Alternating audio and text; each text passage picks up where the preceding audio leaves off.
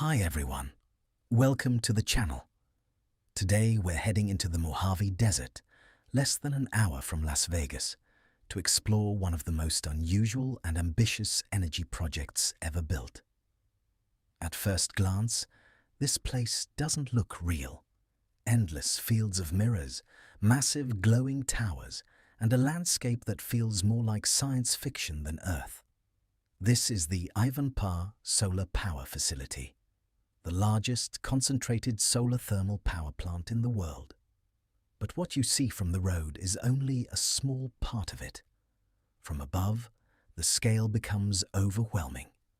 Thousands of mirrors track the sun and focus its energy onto towering structures, generating power in one of the harshest environments on the planet. In this video, we'll fly closer than you can ever get from the ground, over the mirror fields, around the towers, and deep into the heart of this massive desert installation. Let's take a closer look.